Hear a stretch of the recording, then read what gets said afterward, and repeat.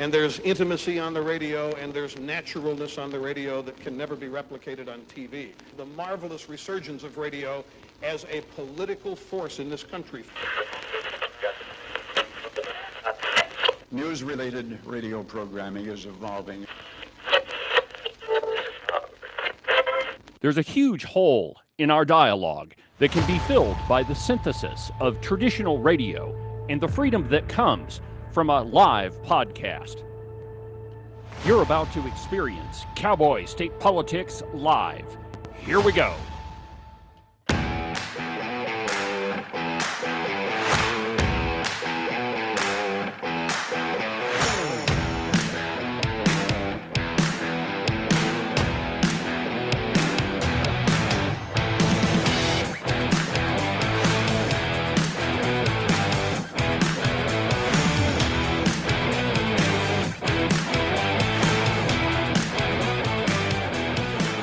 Good morning, my friends, and welcome to another incredible installment from very high above all the puerile and insipid forms of Wyoming mainstream media.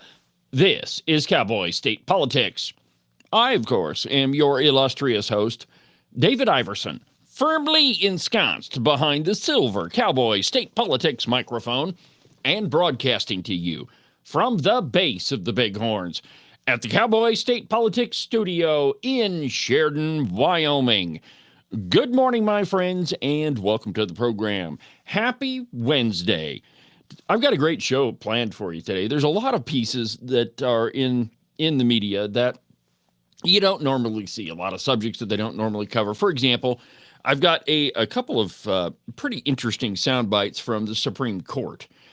They were talking about a couple of things. The soundbite is from a discussion about bureaucrats and if the president has the power to fire so-called nonpartisan bureaucrat types. You know, you see that label a lot. Oh, well, this nonpartisan governmental group, which we know that, and the GMO, the OMB, I think it is. Anyway, one of those that it's OMB that gives out all the budget estimates. And they're always wrong. Always wrong. And they always show Republicans in the worst light. I mean, it's like it's in their articles of formation or whatever that you have to paint conservatives as terrible.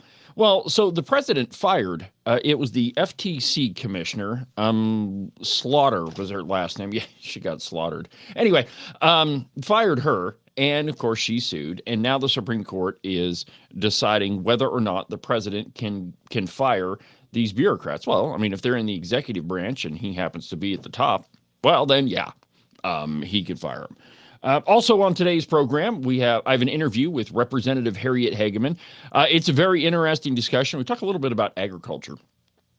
And I do ask her if she's running for governor, as I normally do. I don't know if I get it every time. But anyway, I did ask her if she was going to come home and run for governor.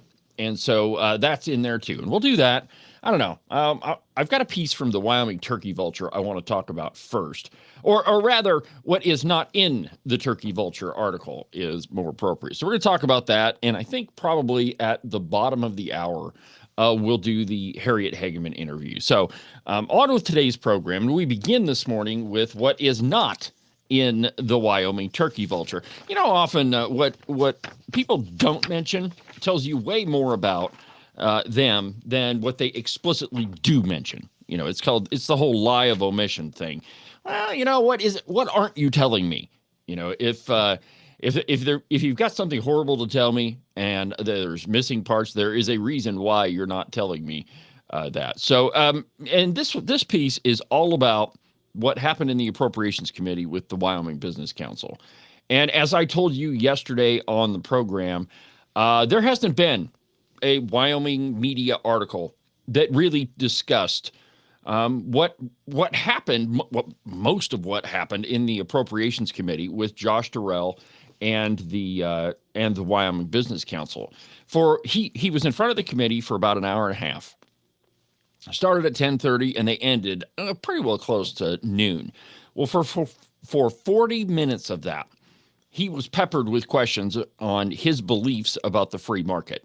I mean, over and over from different angles. Why does the Wyoming Business Council, why are we doing business with properties that are gun-free zones? And there was questions. I mean, there was a lot of questions thrown at him, but most of them revolved around statements that he made on this program about the free market.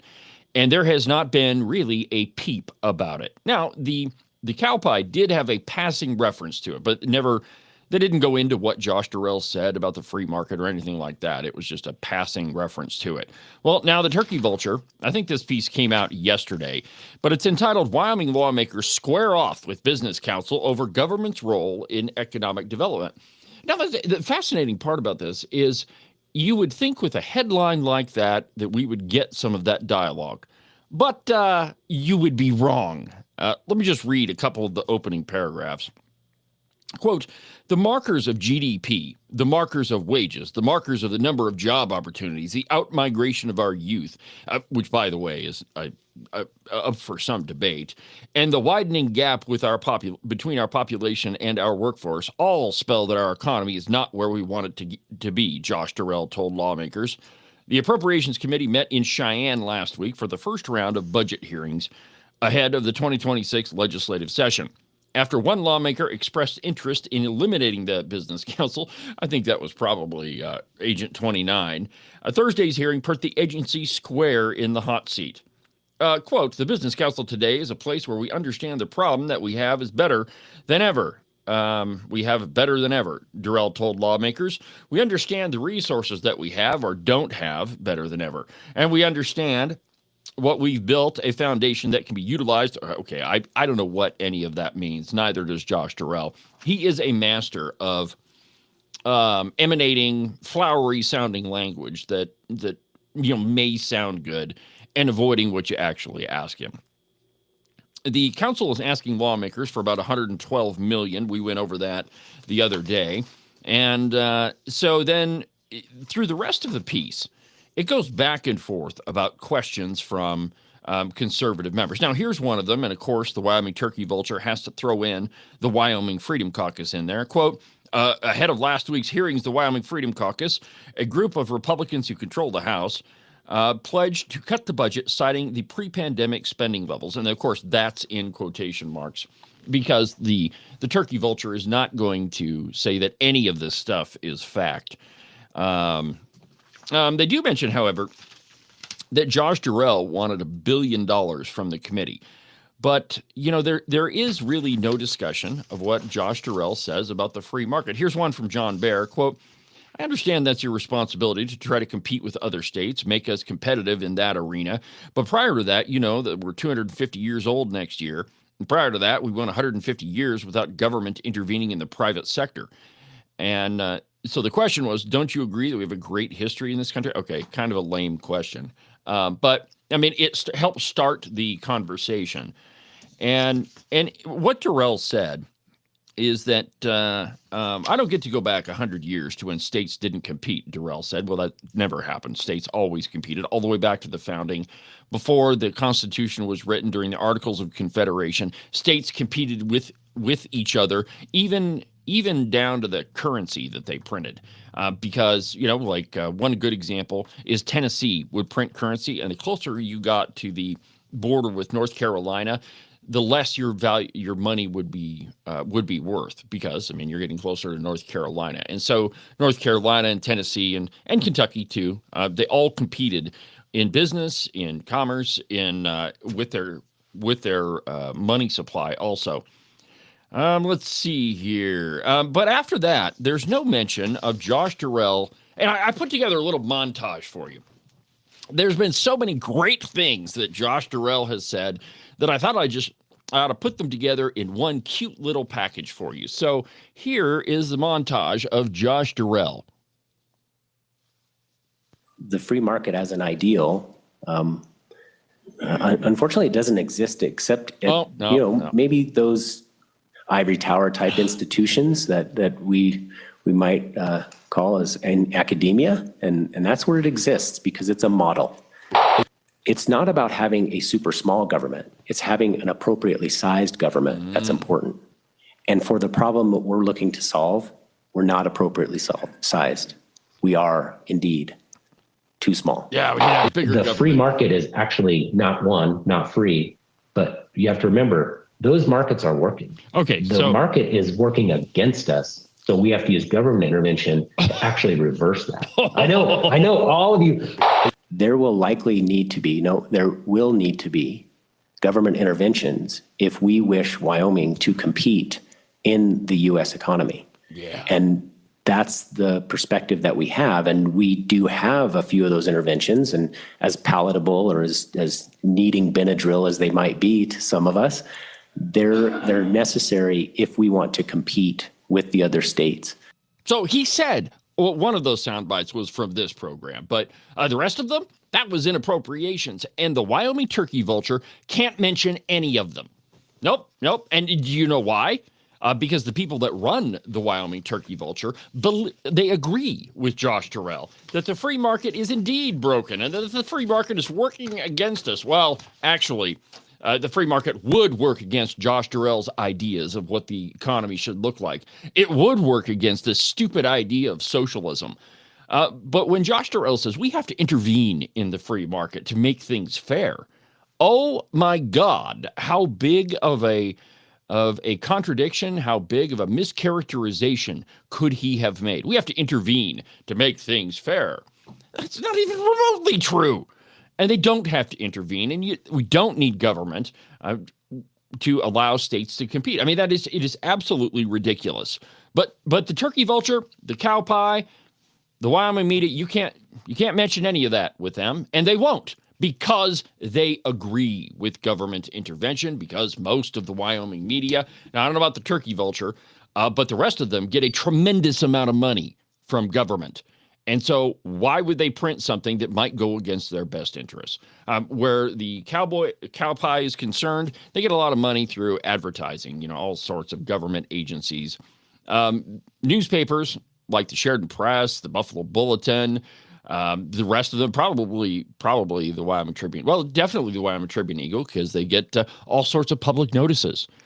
For a lot of newspapers, that represents a large portion of their revenue. And so why would they be against any sort of quote unquote government intervention? Well, they wouldn't be, because it goes against their best interest. But this is clearly a failure on the we talk about this a lot on the program, but the Wyoming media at large is absolutely failing you. They're doing you a complete disservice, because if you listen to any of them, you would never know that Josh Terrell said all of this crazy stuff about the free market, or the lack thereof, the way he would want to put it. But it's important, because it tells you exactly about the mindset of the people that are spending your money, and hundreds of millions of dollars worth of it. And the truth is, when it comes to the Wyoming Business Council, they've blown hundreds of millions of dollars, and our GDP has gone down. And here's the rub of the whole thing. There's actually a duplicative agency that does pretty much the same thing as the Wyoming Business Council, but apparently we have to have two versions of it. So anyway, there you have it, my friends. The failure of the Wyoming media at large, and it is as plain as the nose on my face, my friends. You can't count on the Wyoming media to do any sort of honest reporting. And like I said, perhaps the most important part of it is what they don't report on, what they don't mention to you, what they ignore entirely. I would argue that if you spend 40 minutes on a topic, 40 minutes out of 90 a little bit less than half of the time that you're in front of a committee, and it's all about one subject, that one subject is pretty important. But it's not when it comes to the turkey vulture or the cow pie or any of them.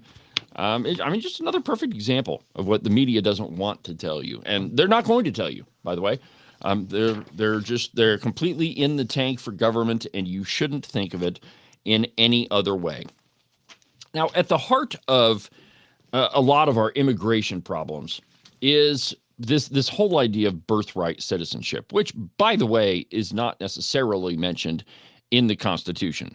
Now, it's before the Supreme Court right now, and there's a piece in the Federalist entitled, "Senator who helped write birthright citizenship clause specifically said that it does not include aliens. So even the guy that wrote part of the 14th Amendment said it doesn't have anything to do with illegal aliens. And I quote, on Friday, the Supreme Court agreed to review, and I don't know what is going on with this video. I'll have to go back and see if that's actually showing up, because that's pretty interesting. I had a flash go across the video screen, so I don't know exactly what it is.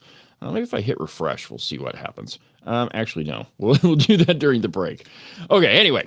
So the Supreme Court on Friday agreed to review a case that could finally force a long overdue reckoning with how the 14th Amendment Citizenship Clause has been interpreted for more than a century. The case arises from leftist challenges to President Donald Trump's executive order to end birthright citizenship. Democrats have responded to the Supreme Court's decision to hear the case as expected. Quote, for more than 150 years, our Constitution has spoken plainly. Everyone born in the U.S. has an equal claim to the rights of citizenship from their first breath. Congressman Raha Krishmurthy posted. New York Attorney General Letitia James posted, birthright citizenship is a fundamental right of our Constitution, and it's under attack by the Trump administration. Former California Representative Katie Porter said, birthright citizenship is literally written into the Constitution. There's no debate to be had. If you're born here, you're a citizen. But birthright citizenship is not literally written into the Constitution, and the framers of the amendment would likely be aghast to see how their work has been exploited by the left to facilitate and legitimize a mass migration, or a mass invasion is probably a better way to put it. The 14th Amendment was written to guarantee citizenship to formerly enslaved Americans and their children. To that end, its first sentence reads, all persons born or naturalized in the United States and subject to the jurisdiction thereof are citizens of the United States, of the state where they reside. But it surely was not intended to be a blanket citizenship grant. Senator Benjamin Wade introduced the Citizenship Clause on May 23rd of 1866, believing that the amendment was a clear definition of citizenship because the broader guarantees of the 14th Amendment depended upon it. Wade originally proposed using this language, quote, persons born in the United States or naturalized by the laws thereof.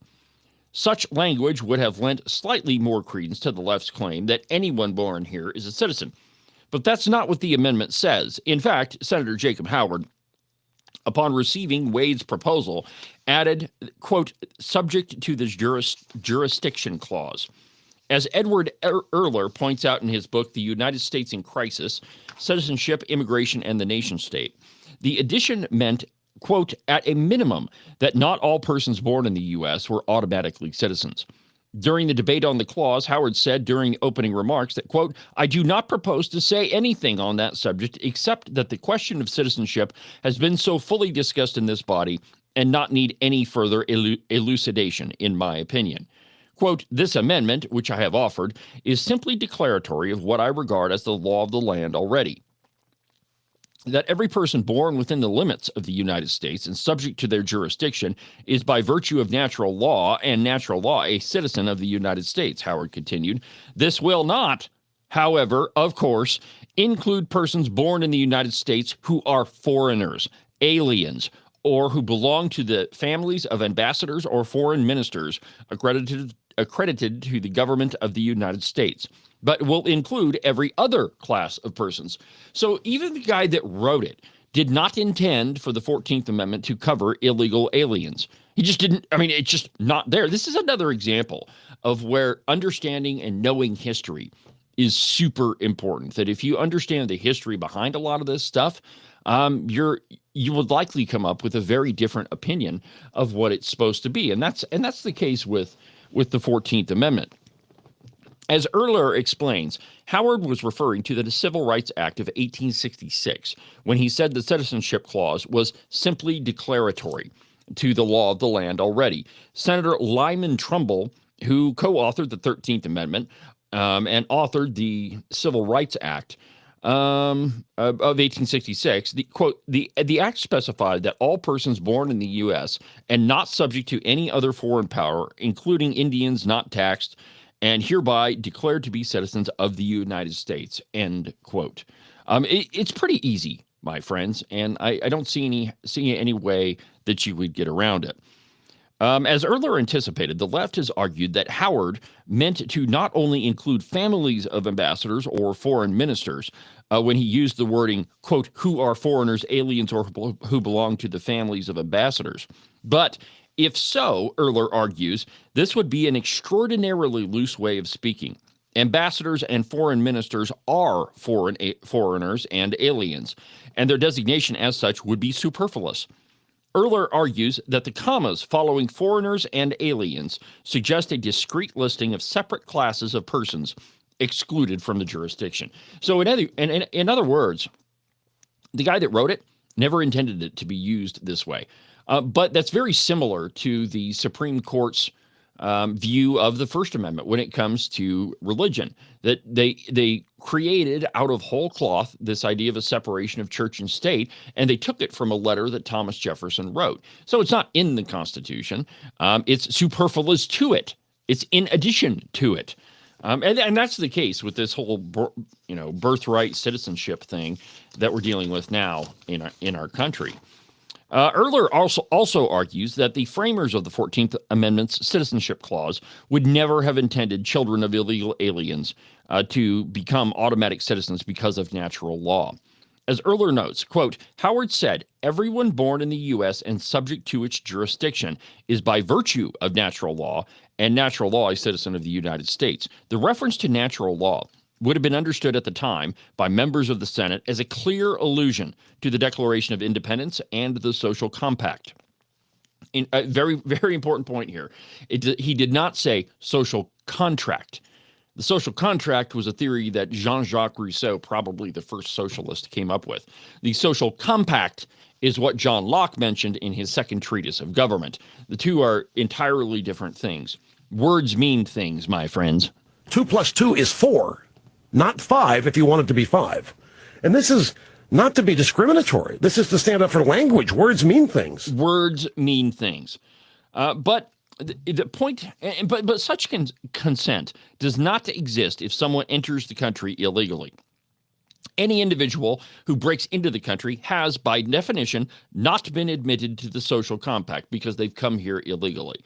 They broke the law to come to this country, which means the American people did not agree to extend membership to them. To assume, then, that their children are somehow entitled to automatic citizenship and membership in the social compact makes a mockery of the very idea of the social compact. The modern claim that the 14th Amendment guarantees automatic citizenship to the children of people who break into the country would have been unimaginable to the man who wrote it. Yet, for decades, this distortion has been used to turn the Citizenship Clause into a tool for undermining the social compact and eroding American culture. And see, this is where reading and knowing your history and knowing the reasons behind why the Constitution was written the way that it was is so important. Most people have never even tried to study the Federalist Papers. And I'll admit, the Federalist Papers, it's a tough read. It really is. So I can understand why you haven't sat down and read it. However, there are a zillion commentaries on the Federalist Papers that are much easier to read. There's no excuse for not knowing any of that. Similarly, there is no excuse for not have read the Constitution or the Declaration of Independence. Both of those take a really small amount of time to go through, but most people haven't even looked at it. And so, which is why you end up getting duped by all of this talk of birthright citizenship. So let's see here. We're at the bottom of the hour. And so we're going to go ahead and take our first break. And when we come back, we'll do the interview with Representative Hageman. Back in a minute.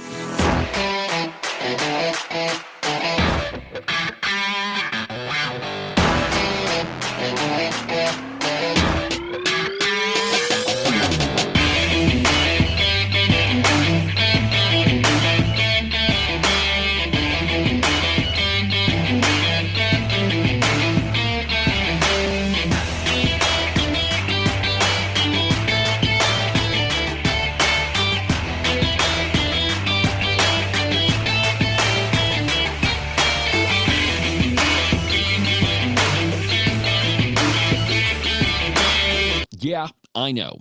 The weather seems to be toying with us. 60 one day, 42 the next, and pretty soon, my friends, those 6s and 4s are going to turn into 3s and 2s. Though we all want to avoid it, that white stuff is coming, my friends, and you will be shoveling the walk in it. It's cold, it's unpleasant, and nobody likes to do it. But you could make it just a little bit more comfortable and prevent your feet from turning into a giant block of ice. In fact, you could keep them nice and warm and toasty, and your toes will never even know that they're outside. The rest of you may be frozen solid, but at least your feet won't be. To make all this happen, you just need a pair of socks from the Buffalo Wool Company. They are the finest socks that I've ever put on my feet. To get you a pair, go to their website, thebuffalowoolco.com. Trust me, you won't be disappointed. Are you one of those guys that listen to the president just a little bit too closely and now you're tired of winning? Are you getting the feeling that there's been way too many good things happening in our country and you just can't take it anymore? Well, if you are, and you think you should follow Rosie O'Donnell's example and get the heck out of Dodge, you need to call Rebecca Bextel at eXp Realty. She'll make those foreign country living ideas a reality for you. All you have to do is call 307-699-3519, and she'll make sure some freedom-loving, red-blooded American will now live in the home that you no longer want. If you want to sell your house, or if you want to buy one that's way better than the house you have right now, give Rebecca a call. Again, her phone number is 307-699-3519. I've never felt the freedom like I do. I feel stronger every day, don't you? Well, I can show you how. A new day, a new way. Watch out, I'm only gonna get stronger. A new day, a new way. Watch out, I'm only gonna get stronger. A new day, a new way. Watch out, I'm only gonna get stronger. A new day, a new way. Watch out, I'm only gonna get stronger. I've never felt the freedom like I do. I feel stronger every day. I'm only gonna get stronger. Cowboy State Politics is only going to get stronger. This program is, frankly, expanding faster than I ever could have imagined. Tomorrow, issue number 4 of The Outrider, the official newsletter of Cowboy State Politics. If you haven't signed up for it yet, what are you waiting for? I mean, and what's wrong with you? Go to the website, cowboystatepolitics.com, and the very first thing you'll see will be a pop-up. Put your email address in there and hit submit, and it'll send me an email, and I'll put you on the list for issue number 4, which of the newsletter, which will be released tomorrow. So go check that one out. Also, don't forget about the podcast, which is published every Monday, Wednesday, and Saturday morning. And so don't forget about that. It's there's so much Cowboy State politics to go around that I just can't hardly stand it.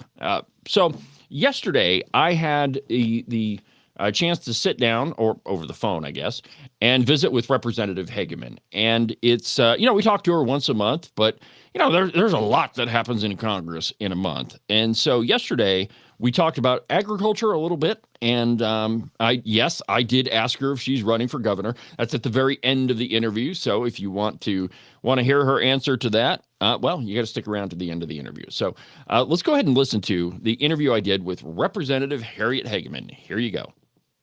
Joining me for our monthly discussion once again is Representative Harriet Hageman. Harriet, welcome back to the program.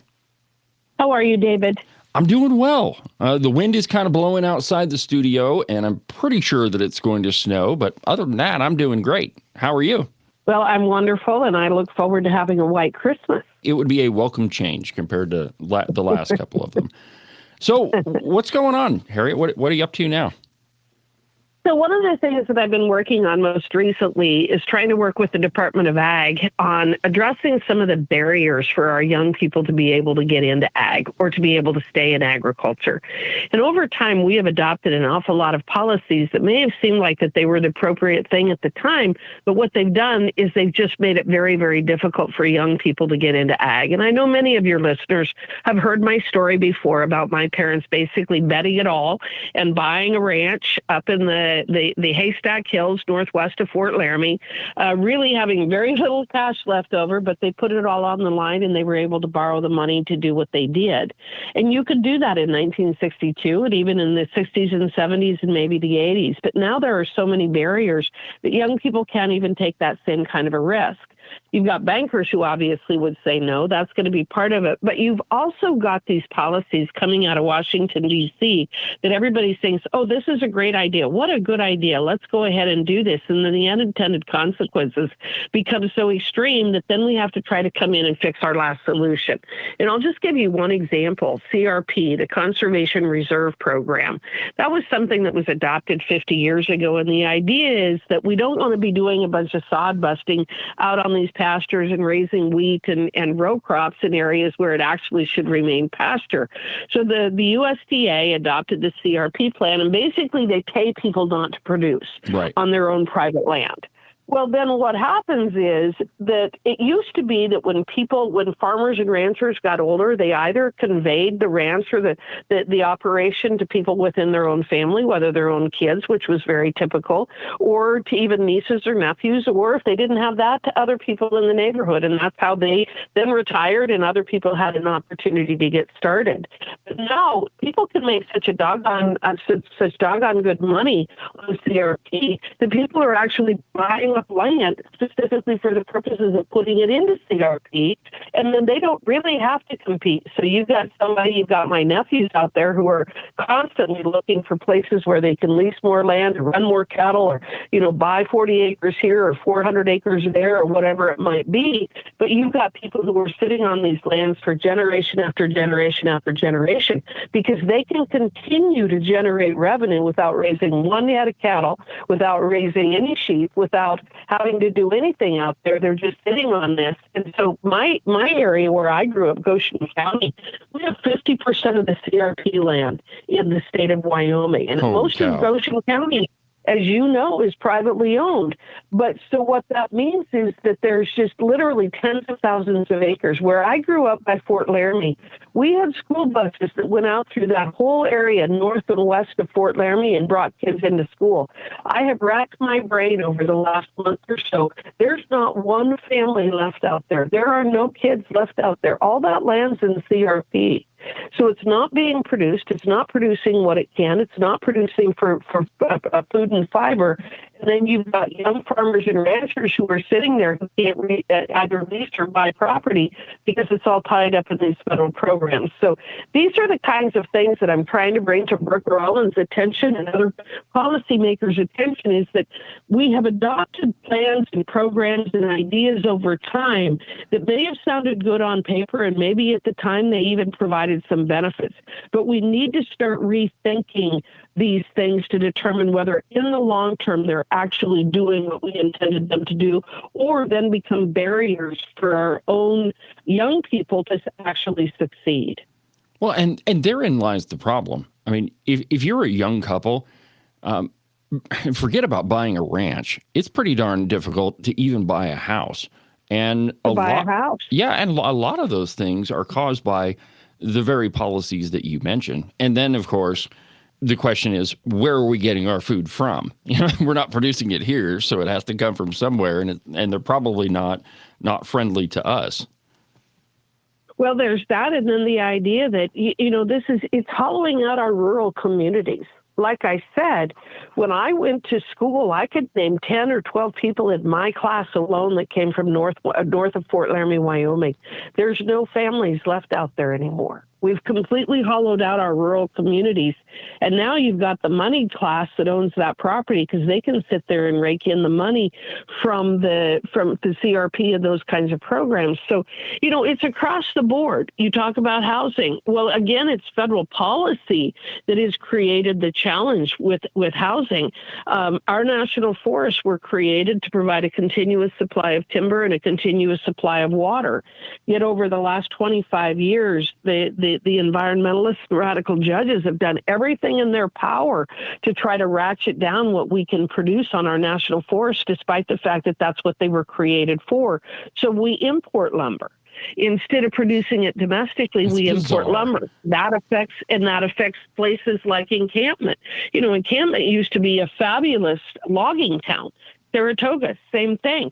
We're losing our lumber and our timber, our logging companies, because they can't get access to the resource that was set aside for our ability to use it. So again, we have to continuously revisit these policies and think, does this work? Does it need to be tweaked? Should we do something different? And I think that that's one of the things that I really want to focus on with this administration. I want to keep our national forest. It's a great resource, but we ought to be able to access and use those resources to the best of our ability and for the benefit of our citizens, and try to increase the inventory of housing that we have. We have over 8 million shortage, at 8 million unit shortage in this country for housing. We need to address that. We need to find a way to make it better and easier for young people to get married, own a home, and raise a family. I couldn't agree more. A different subject. Harriet, all I want for Christmas is some Republicans that won't cave. What is going on with all of these Obamacare subsidies? It's driving me crazy. So let me start with a history lesson here. Obamacare, if you go back and you listen to the tapes, you go back to 2009 and 2010 and you hear what everybody's saying. What were the things that they were saying? They were saying, well, we have to do this because there are 20 million people that don't have insurance, and we need to make sure that everybody has insurance. That was one big seller. And the other one was, we can't have people thrown off insurance for pre-existing conditions. Okay, so what did they do? They did what the federal government does best. They went in and they ruined it for the 330 million. They didn't improve it for 20 million people. They ruined it for 330 million people. And they fundamentally changed the way that we do insurance in this country. People like me, and I wasn't in a position of power at the time. I was just an attorney in Cheyenne, Wyoming, but I was watching what was happening, and I kept saying, and everybody with a lick of sense kept saying the same thing. This is only going to get more expensive over time. This is going to become cost prohibitive. There has to be a way of reining in these costs. There has to be a way of addressing the government being in charge of our health care. And where are we? Well, the subsidies that started when Joe Biden was in office and the Democrats held the House and the Senate. They did a reconciliation package. They ran through without even one Republican vote. They ran through these subsidies ostensibly to be in place during the COVID era. COVID is over. I know there are people who want to hold on to it with their last gasp. They're doing everything they possibly can to try to convince us that we should still be scared to death of COVID, but it's over. But when the Democrats did that, when they did that reconciliation package, they specifically cut those subsidies off, the expanded subsidies, as of December 31st, 2025. They did it for a couple of reasons. One, the price tag is off the charts to keep those subsidies in place. Yes. It is absolutely off the charts, upwards of $500 billion over 10 years to keep those subsidies in place. So they couldn't get it by the parliamentarian. They knew that they could not score that, so they did that. And then they also said, oh, this is just a COVID era. This is just to get us through COVID. This is just to get us through COVID. Well, they were lying. And so here we are in a situation 3 years later where, again, they broke the system and they're coming to us and saying, you have to fix this. You have to fix it. You got to find a way to fix it. And that's what people are trying to do. Now, David, I have received a lot of phone calls from people in Wyoming, and they are very, very worried. I have heard of people who are going to be, that they're getting bills of $5,000 a month for health insurance, that it's going to cost them. Holy cow is exactly right. $5,000 a month for them to be able to for them to be able to get health insurance. That isn't sustainable. We can't do that. We can't. I mean, I can understand. I couldn't do that. So we are going to have to find a way to thread this needle. And there are several different proposals out there. I started reading about Bernie Moreno's proposal yesterday. So under existing Obamacare, if you make 4 times the poverty rate, you are still eligible for the subsidies. And that means if you are a family of 4 and you make $120,000 a year, you will still get the subsidies. What Bernie Moreno is saying is let's extend that up to 200. But what they did under this expansion was they made it unlimited. If you made $1 million a year, you were eligible for the subsidies. That's ridiculous. That's where and it's where a lot of the fraud came in. So we know all of that money. The other thing they did is they paid that money directly to the insurance companies. So what did that do? That incentivized the insurance companies, and I'm not saying all of them. Please understand, I'm not saying all of our insurance companies did this. But we had insurance companies who were out there claiming money and the subsidies for people who never even had a doctor's appointment during that 3-year period. So we had insurance. I've probably got insurance I don't know about.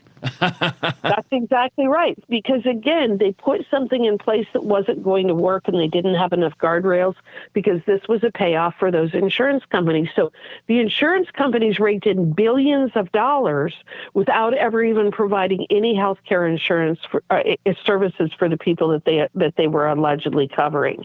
So it's that kind of graft and that kind of just extreme money that is floating around the system that is breaking the system, and we're trying to figure out how we fix it so we don't hurt real people. Well, the question is, how do you do that? How do you do that? Well, there's got to be guardrails. There absolutely has to be guardrails. We cannot continue with this idea that you can be a millionaire and get Obamacare subsidies. The other thing that there has to be limits in terms of what the insurance companies can do. So I know we're going to talk about this, but this is the example that I would use. I was talking to some folks the other day who are trying to settle some water issues that the federal government is involved with. And this is going to be a fairly hefty price tag if these settlements actually go through. The point I made to them is, you guys have got to start helping us to going after the fraud and the graft that is breaking our government.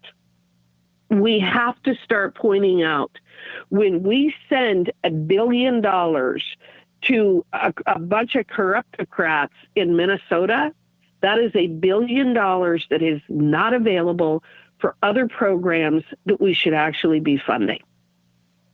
And we have got to start convincing people, and a lot of people that maybe a lot of times are not necessarily aligned with me politically. If you guys want the federal government to function, if you want the government to actually be providing services and providing a way for people to be able to survive and thrive, you got to start saying, we cannot continue to fund the kind of fraud that we fund because it is breaking our government. Absolutely. And healthcare and health insurance is a perfect example of that. People have gotten wealthy off of Obamacare, while people still struggle to get health care. And that is not what the federal government has been doing. So when you say you want us to have a backbone, I absolutely agree with you. But that backbone has to start with, we will not fund anything that does not have major reform when it comes to the ability to cheat our system. Well, and that's one of the things that we talk about a lot on the program when Ken is not in appropriations, is that, there are a lot of policies that should we be funding them?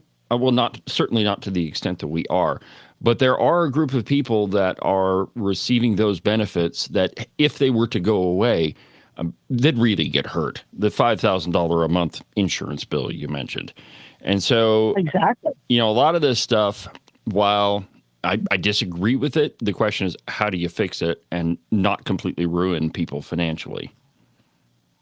Well, that's exactly right. And that's the challenge that we have. And one of the things that we've done, and this is where you and I have talked before, and it is a philosophy that I have had, a political philosophy that I've had for decades. And that is, you got to get power out of Washington, D.C. You have to get it local where you have more oversight. Now, clearly, I absolutely believe that what we're going to find in Minnesota is there was a heck of a lot of people in on that deal. Because there had to be. Had to be. There had to be. And so Do I want to return power to people like their governor? No. But at the same time, there has to be the oversight of this. And that's where I just have been thinking over the last 4 or 5 days and adding up in my head the amount of graft and money that has been wasted and spent on things that the federal government never should have been spending on, and how much that would have it is trillions. It is literally trillions, David.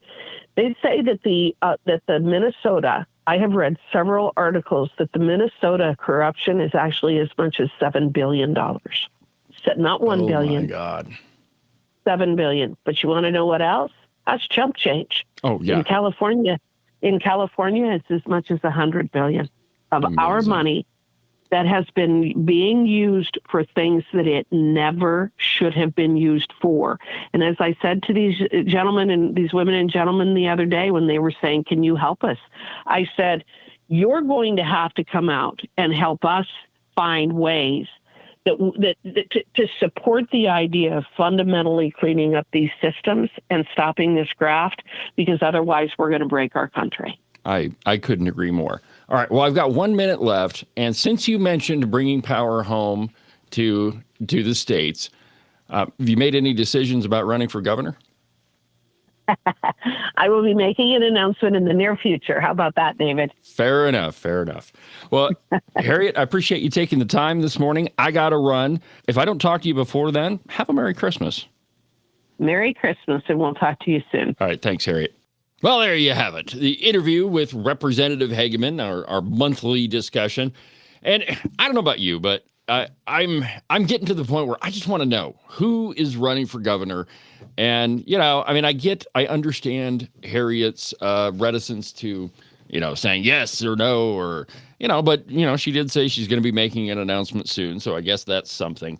But, the governor's race, we haven't heard a lot about that in the media. There have been a couple of pieces. Oh, Eric Barlow is doing this. Brent Bean is doing this.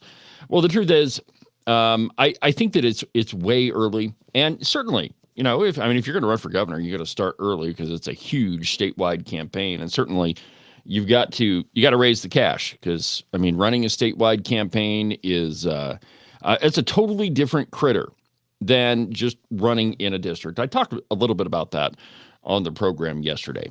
Well, comment on what you thought of the interview with Representative Hageman. You can comment on social media. Sometimes I see those. If you notice, if you're watching on social media, I've been kind of responding to some of the comments that I've seen, and I showed you a couple of them on the screen. I've been playing around with all the with all the toys on this broadcasting platform, and there's a lot of them that I haven't even ever used before. So as you can see, I've been making an effort to, expand what I can show you on the screen.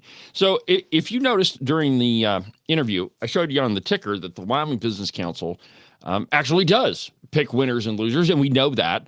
But now they're admitting it. So this was caught by a viewer of the program, and they posted a link to the Wyoming Business Council Kickstart program.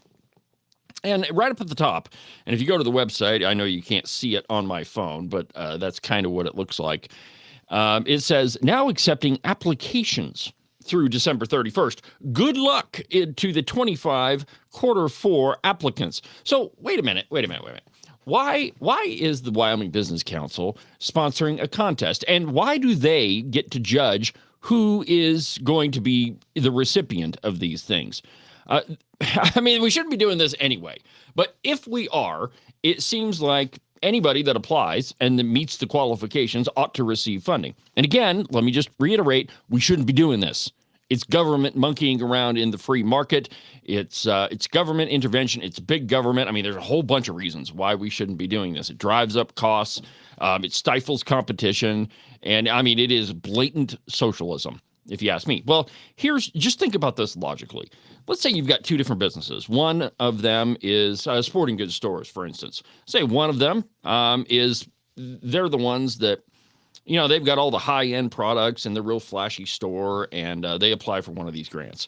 And let's say there's another sporting goods store in town, and they don't have all of the flashy stuff, and their store building is not all that flashy, but they meet all the qualifications. Why should the Wyoming Business Council be able to choose which one of those businesses to give money to? Why do they get to be the judge and jury? Why is it that they get to pick the winner of their contest and the loser of their contest? They shouldn't. This is one of the very reasons why we need to do away with the Wyoming Business Council. Let me just read to you from this website. Down at the bottom, it says, who is eligible? Quote, businesses that meet the following requirements are encouraged to apply. So they're admitting that there's qualifications. But even if you meet those qualifications, you may not get the funding. Quote, founded within the state of Wyoming with plans to remain here. That's pretty easy, right? If you open up a business, presumably you're going to stay in the state. No more than 25 employees at the time of application. Potential of high growth and obtaining markets outside of Wyoming. That could be any business. It could be the bakery down the street. If you didn't know, we live in an interconnected economic world, that it doesn't matter what type of business you have because we have the internet. We have the thing where you could reach across the world and sell products to some other country that you've never been to. So every business in Wyoming meets those qualifications. But if you continue scrolling down, they tell you about the application process and then the schedule. And let's see, where was it? Here, the 5 semifinalists will be selected to participate in a virtual pitch day with a panel of investors. Why are people that have nothing to do with our tax dollars deciding where the money is going to go? It continues. 3 finalists will advance to the Q&A session with a panel of Wyoming Business Council team members to determine the amount of their respective awards. Why did they get to determine? And by the way, which one of those people on the Wyoming Business Council has expertise in business? Take a guess. Do we have anybody on that committee that has a long and storied history of investing in business and making businesses prosper and opening and closing and participating in the free market? Well, that last part, of course, we know that they're not going to participate in the free market. The truth is that none of them do. None of them.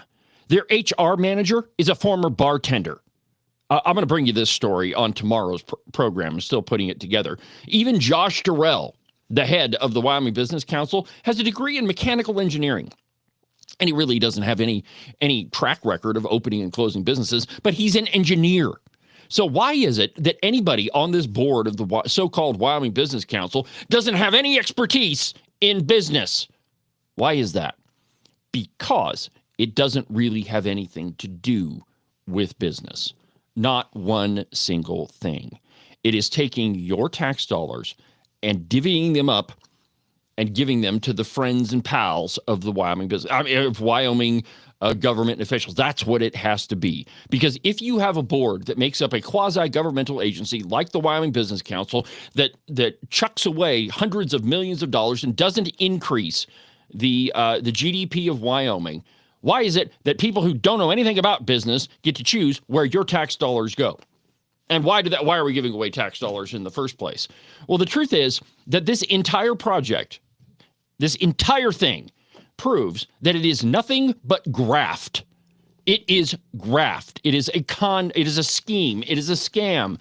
There's so many other words that you can use for it. And until the Wyoming Business Council can prove to us that they know what they're doing, I mean, the proof is in the pudding, right? They've been in existence 27 years, and the GDP of Wyoming has gone down, so obviously they're not very effective. But secondarily, third or fourth or fifth or whatever, why do we have a duplicative agency? Why is it that the Wyoming Business Council is far less efficient than the other outfit, the Wyoming Grants Office? Why do we have 2 agencies doing the exact same thing? Why do we have people that are completely unqualified to doing anything with business involved in shelling out hundreds of millions of your tax dollars? My friends, they pick winners and losers. It is a socialist scheme, and it's one that we absolutely have to do away with. I mean, it is absolutely outrageous. My friends, I got to tell you, man, I pull out my soapbox and it just, everything that could possibly irritate you, it always seems to come all at once, right? I mean, you have the Josh Durrell. By the way, while we're on the subject, we should listen to the Josh Durrell socialism montage one more time, just so that we don't forget it. Here it is. The free market as an ideal I should put circus music behind this. Unfortunately, it doesn't exist except at, maybe those ivory tower type institutions that we might call as in academia. And that's where it exists because it's a model. It's not about having a super small government. It's having an appropriately sized government that's important. And for the problem that we're looking to solve, we're not appropriately sized. We are indeed too small. The free market is actually not free, but you have to remember those markets are working. Okay. The market is working against us. So we have to use government intervention to actually reverse that. I know all of you. There will need to be government interventions if we wish Wyoming to compete in the U.S. economy. And that's the perspective that we have. And we do have a few of those interventions, and as palatable or as needing Benadryl as they might be to some of us, they're necessary if we want to compete with the other states. The Wyoming Business Council's expertise in business is no more real than a jackalope. I'm telling you, my friends, that's what it is. It is a pipe dream, a socialist pipe dream at that. Oh, my God. Well, we're going to take a break. I'm going to go find some duct tape, and when we come back, we'll finish up the program.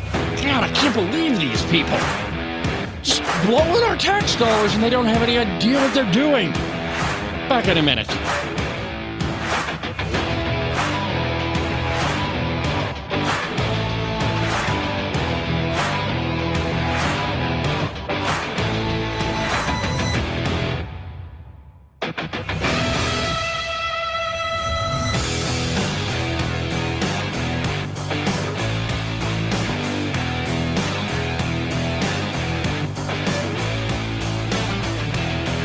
Make sure that you subscribe and follow the Cowboy State Politics podcast. You can do that from the website, cowboystatepolitics.com, or anywhere that you get your podcasts. That way, you'll make sure that you won't miss a single episode of Cowboy State Politics. Hunting season. Right about now, you're off with all of your pals, stalking the big gigantic elk or buck mule deer that you've been thinking about all summer long. And your lovely wife is at home, probably enjoying her time without you. But soon, my friend, all of that is going to come to a screeching halt. And I want you to think about just one little thing. She's able to park her car inside the garage because all of your hunting crap is with you right now. Now, if you'd like the marital bliss to continue, I suggest you make a call to Marcos and Jesse at Morton Buildings.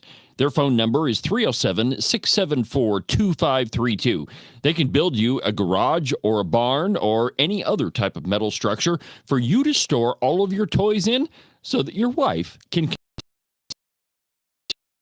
garage and you can avoid for the next month or two. Call Morton Buildings. Their phone number is 307-774-2532. Get them to build you a metal building before it's too late.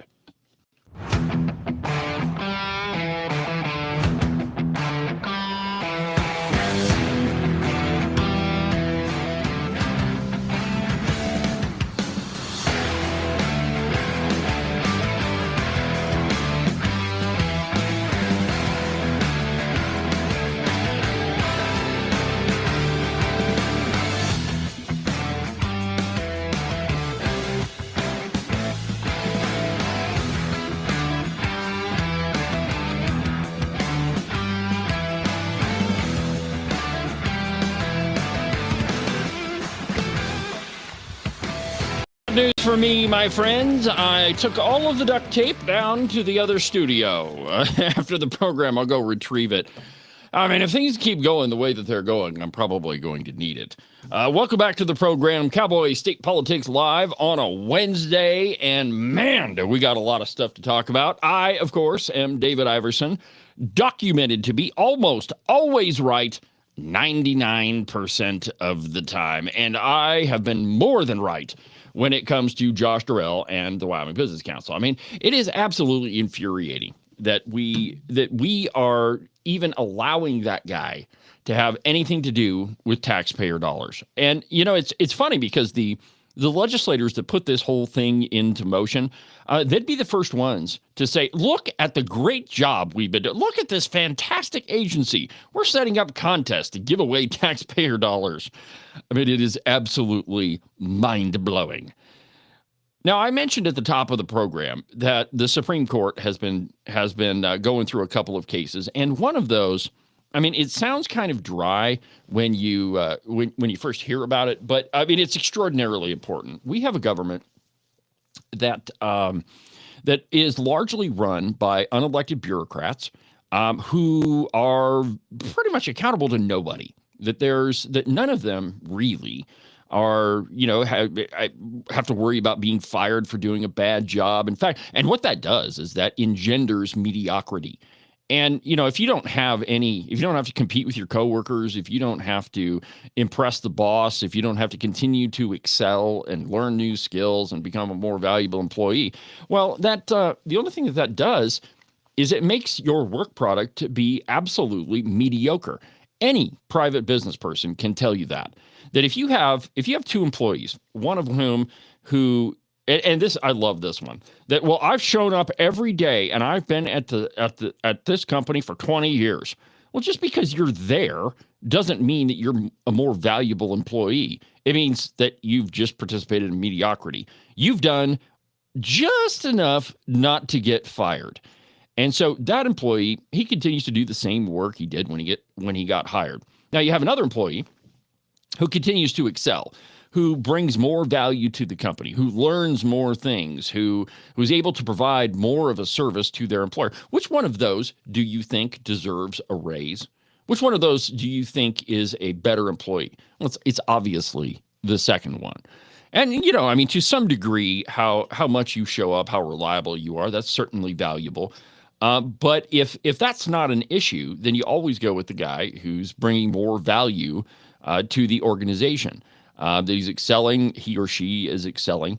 Well, that's not the way that it works in the federal government. In the federal government, the number one job qualification is to be mediocre, to do just enough not to get fired, to just, go through the motions and not have to worry about doing better than anybody else. In fact, you'd probably get fired if you did better than your coworker for some sort of stupid discrimination thing.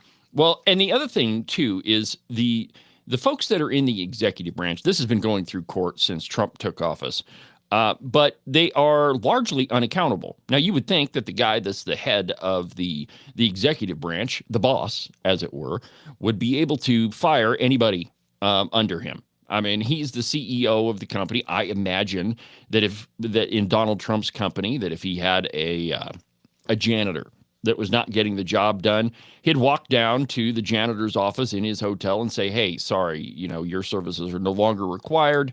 Have a good day. We'll talk to you later." He's the CEO, so it doesn't really matter which type of employee it is, where they are at in the organization chart.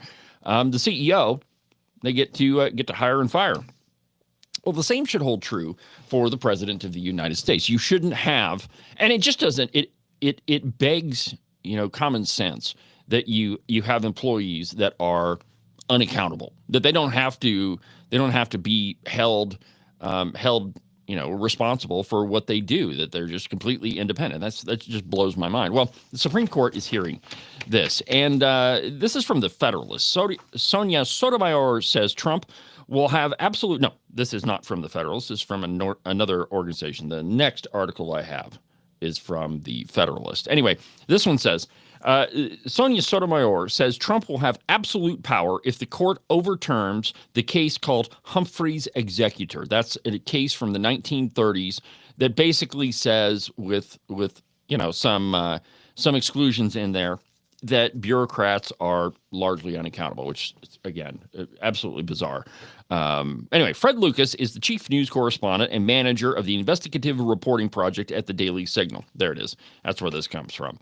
The Supreme Court's conservative-leaning majority seems poised to scrap a 90-year precedent that has insulated the deep state for decades.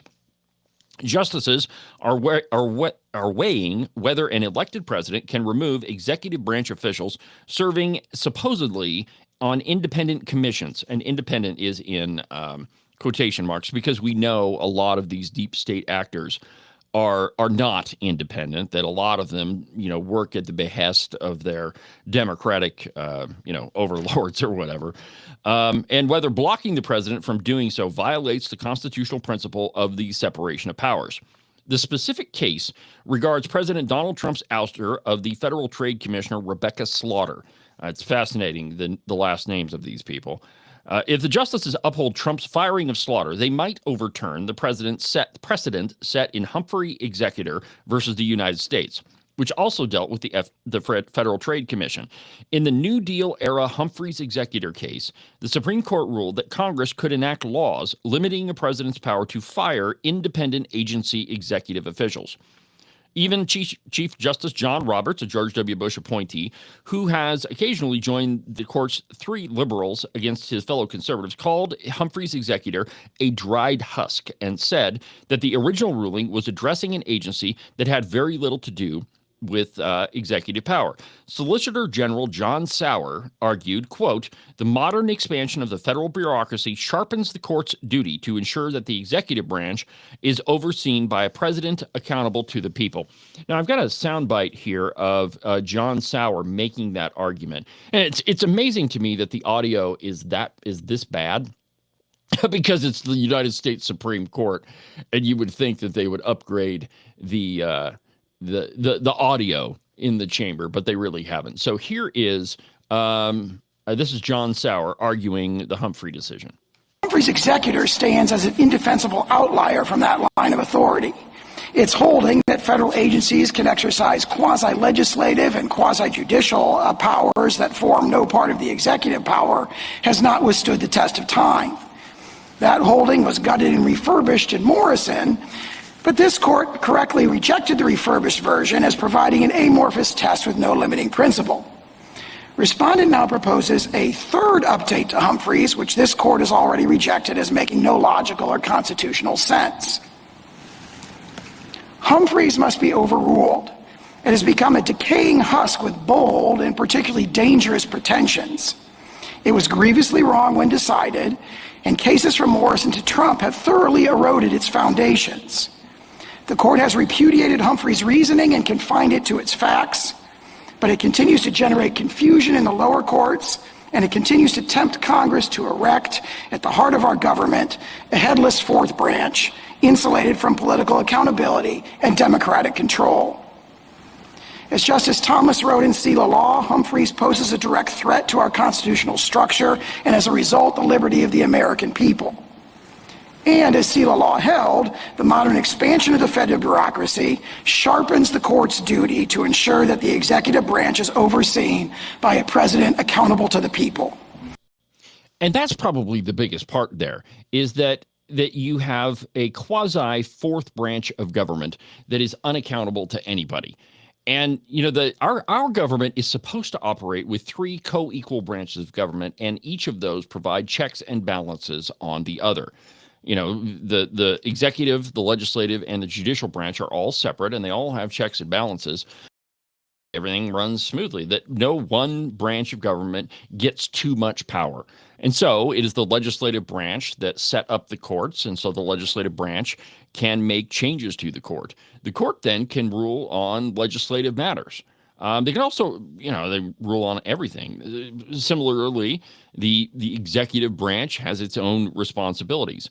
Now, back to the piece. Slaughter's lawyer, Amit Agarwal, a special counsel to the left-leaning group Project Democracy, told justices that independent commissions have existed in some form since the 1790s, and added that such bodies don't operate with unchecked power. Now, what he fails to explain to the Supreme Court, though, is why that unchecked power should be there in the first place. You shouldn't have it. I mean, you have to be accountable to somebody, whether it be the executive branch or voters. And the problem with a lot of these, with all of these independent councils, is they're not voted in, which means they don't have to face election. They're not subject to being fired by the executive branch. And so, the legislative branch, the only thing the legislature could do is, eliminate the entire agency. But we all know how easy it is to do that. Now, Justice Sonia Sotomayor had some questions with this, and the part is fast. Well, let me play it, and then we'll talk about one of the bigger problems with it. So here is Justice Sonia Sotomayor on the other side of this. Listen to this. Aren't you asking us to distort it a different way? I think we're neither the king, nor Parliament, nor prime ministers, England at the time of the founding, ever had a unqualified removal power. You're asking us to say that at a time, the founding, when the Constitution doesn't speak about this at all, where there was robust debate over this issue among legal scholars at the time, that we ourselves has said repeatedly in Humphreys and other cases, Wiener, even in Myers, that that those cases you mentioned did not establish this absolute power of the president. You're asking us to destroy the structure of government and to take away from Congress its ability to protect its idea that the government is better structured with some agencies that are independent. I think we're asking the court to return to the dominant line of authority that started in Ex parte Henin in 1839, when this court said that it's a settled and well understood construction of the Constitution. The president alone can remove executive officials. That was reaffirmed in Parsons, for example, where it described it as settled beyond the power of alteration. Again, in Shurtleff, similar language. Myers says the same thing. Free Enterprise Fund, Collins, seal of law, Trump against the United States, and even Humphrey's executor itself paid lip service to this principle. Humphreys described this power as unrestricted and illimitable. And in order to get out of that rule, which the court has recognized in those 9 decisions, is going back you to still haven't answered my question. Where else have we so fundamentally altered the structure of government?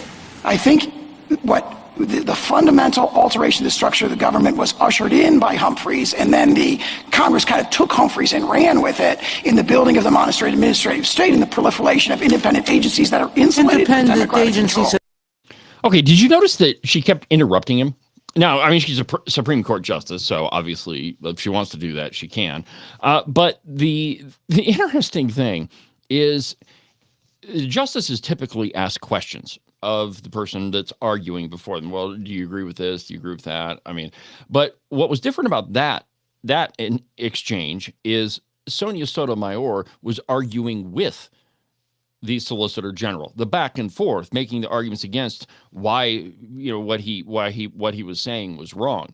So the judge's job is to sit there and listen to the arguments, maybe ask a question or two, and decide the merits of the case. It's not to sit there and argue the case for the other side. And that's the problem when you have activist judges on the court that, they're not really there to judge the facts. It's just to push a political agenda. And, this is the fundamental difference in thinking about the Constitution, one of them, that conservatives and liberals have. Liberals tend to believe in a living constitution, and that is that the Constitution ought to change with the times, and that, it's what it meant in, 1787 may not be what it means in 2025.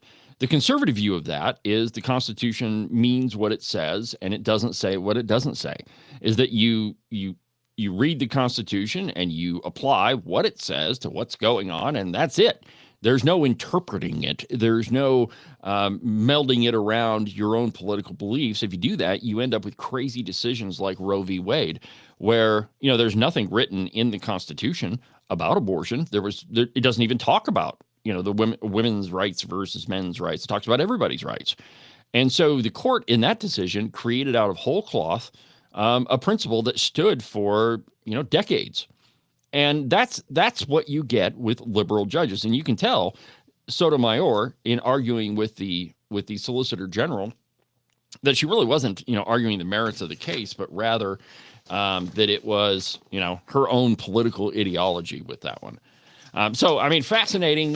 We don't often play audio from the Supreme Court, and I'll admit it's a little bit dry, But it's important to understand what's happening at the court, why it is that the decisions that are being made there are being made. What are the arguments behind them? And, I fully realize that, most people are not going to go, find the decision and read it. But if you are going to live in a constitutional republic, you should be educated enough to be able to understand what that ruling means and why it means that. Why is it that the 15th, how does the Fifth Amendment operate when it comes to Miranda? Are there standards that have to be met? One of those is you actually have to be in custody, and that it actually has to be in an interrogation. If it's not those two things, Miranda doesn't apply. So you've got to understand your rights, and the only way to do that is to pay attention to what's going on at the court. And this one goes to the very heart of the liberal administrative state, that we created an extra governmental agency that is accountable to nobody, and that we constantly rely on for reports and information, and we come to find out later that those reports and information are fundamentally flawed because they're liberally biased. I mean, when you're putting out somebody that's a government report, really their only job is to add up the numbers. It's not to interject their own political opinion, but often that's what happens. That's how you get crime statistics that are say, well, crime is down. Crime is down. And then right after the election, we hear, oh, we made a little bit of a goof there.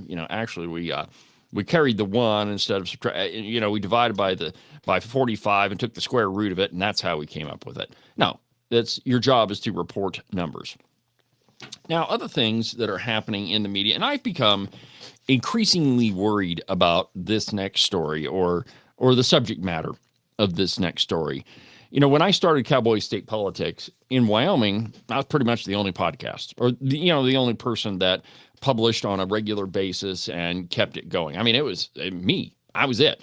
Well, that's not the case anymore. There's just about, it seems to me like everybody has a podcast. Certainly everybody in the media. You can't watch a news program without one of them going, listen to my podcast. No, listen to mine. Listen to mine. All right. One, which means that everybody has an opinion. But there is a segment of the podcast world that really isn't a large segment of the podcast world that really isn't interested in fact. And really, they're not really interested in opinion either.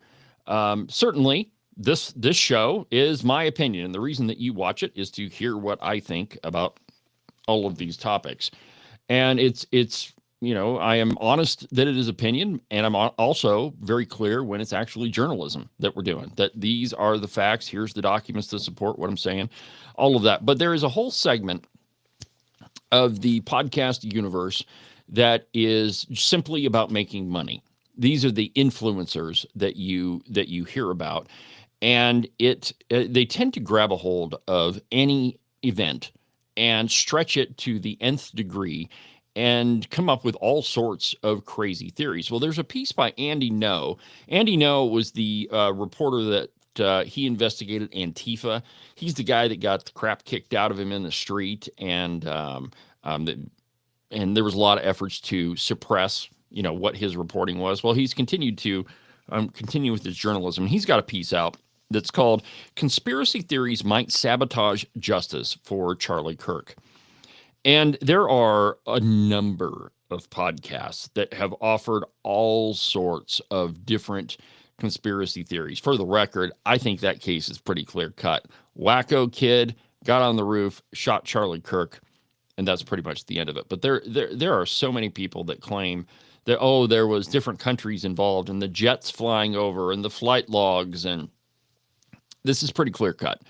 This isn't a case of some grand conspiracy. And that's another thing. It is, I'll admit, man, it is a charge to be able to tell your audience something about something that hasn't been revealed yet, to break a story. That is an awesome feeling. A perfect example of that was Chi-Com Som, Albert Sommers, and his links to the Chinese group, the State Legislative Leadership Foundation, which I am pretty insistent that get defunded in the next budget session. By the way, if you're to all of you legislators that are listening, you better defund that. We don't need China anywhere near our government, which it is right now. And if you fund that, you're just as culpable as the people that are involved with that group. And there's a number of people that are they're straight up tied to that group, and they absolutely do have ties to China. But there's a charge. It is a heck of a lot of fun to be able to break a story. And, another example of one that I broke was the drag queen training at the University of Wyoming. That was a shocker, and it was a lot of fun to be able to break that story. Well, that ends up translating to creating stories to, break stories out of things that aren't even there. So you create a conspiracy theory surrounding a particular event, in this case, the Charlie Kirk assassination, and you get people to watch, and those clicks and those views translate into money. And, there's a lot of these influencers that make a tremendous amount of money off of YouTube. I'm not one of those. I don't make money off of YouTube yet. But it's all clickbait. And that has the potential of ruining the jury pool for the assassin. We saw this a very similar thing happen with the O.J. Simpson trial. There was so much coverage of the murder of Nicole Brown Simpson that it was very difficult to pick a jury of people that weren't influenced by media reports. But here's what Andy Ngo says, quote, "There are no great mysteries surrounding the assassination of Charlie Kirk. Investigators identified and arrested a suspect within 48 hours, and the evidence released has consistently aligned with the accusations against Tyler Robinson. Authorities have provided videos, photos, and interview summaries with family members, and what they say are recovered communications between him and his trans lover, so-called trans lover. Robinson believed, like most Democrats and leftists, that Kirk spread transphobia and needed to be stopped. Yet factions on both the left and the right continue to pump out viral conspiracies and fabrications. Left-wing influencers immediately, and in many cases falsely, claimed that Robinson was a far-right MAGA supporter. The lie spread so widely that some mainstream liberal outlets began reporting it as a possibility, despite the rifle cartridges showing the Antifa dog whistles on them. Robinson appears to have concealed a deconstructed rifle in his trouser leg as he walked on the Utah Valley University campus. On the right, YouTube and social media personalities have spent months tugging at every supposed loose thread. And here's a list of some of those conspiracy theories. The man in the bushes, the man in the maroon shirts, the unrelated aircraft flight data, foreign operatives, elaborate international plots. None of it has led anywhere. The result is wasted time and torment for Kirk's family. A growing number of people, misled by these podcasters, seem to think it's evidence of a criminal conspiracy cover-up that the FBI hasn't released new evidence in the Charlie Kirk assassination case for several months. Neither they nor the entertainers that follow understand how the U.S. criminal justice system works. Since the guy's arrest on September 11th, the case has entered a pretrial phase. That means every piece of evidence gathered by the Utah police and the FBI must now be preserved for review by both sides, the prosecution and the defense, leading up to the trial. The conspiracy theorist podcasters also think that there's evidence of a cover-up because the Utah County judge issued a gag order. That often happens in trials, certainly ones that are as high profile as that, because you have to be able to pick a jury. Because in our country, we believe in justice, and you have to have a fair and impartial jury of your peers. Actually, in this author's opinion, he did the right thing. And frankly, in my opinion, too, I think that he also did the right thing. Now, trials, due process, and procedures are supposed to be sacred. That is, we have to preserve all of those. You have to get a fair trial, and, we have to go by the book. When courts lose control of a case, pretrial publicity can explode into chaos, a circus, and poisoning the jury pool. We've already seen how destructive that can be. Look what happened to the Derek Chauvin case. British courts, for example, can impose this is the part I don't agree with, wide restrictions on media coverage of pending criminal cases. I don't agree with that. So here's the solution. If you're in the media, if you are, reporting on this, or you have a podcast, or you want to talk about this, do it responsibly. Right? Don't buy into conspiracy theories. Like, actually do some research about what it is that you're reporting on, and so that you're not peddling in, trafficking in conspiracy theories. Now, the truth is, are there conspiracies? Yes, there are conspiracies, but not everything is a conspiracy. And we have a tendency to, go down the rabbit hole of a whole bunch of different things. And again, it all goes back to discovering things that were previously undiscovered. The whole, as human beings, we can't avoid a mystery. We just got to solve it. That's why all of these, crime shows, mystery shows are so popular, is because as humans, we find it very difficult to resist the possibility of a mystery.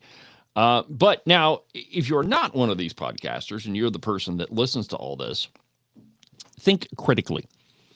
That's all you got to do. Think critically. When you find something, do some research about it and make up your own mind. Don't listen to in fact, don't even listen to what I tell you. If there's something I say that you find that's interesting, go do your own research. That's why I tell you where I get all the articles from that make up my show, why I spend so much time going through each and every one of them, and why when I'm wrong, which doesn't happen very often, I admit it. I issue a retraction, and I tell you, oops, I got that one wrong. But the reason that I don't have to do that very often is that I do my own research, that I look at it, and I decide whether I think it's bull crap or not. And let's just be honest, my friends, there is a ton of misinformation out there. People just making stuff up, and a lot of it has to do with money. That if they get your attention, then they're able to, make money off of it. And that is what it is all about, my friends. Let's see here. Well, we're pretty much at the end of bottom of the second hour. So let's go ahead and take a break. And when we return, I've got a couple of different articles. Bill Maher, a random occurrence of a conservative revelation. It's amazing, my friends. We'll do that one next.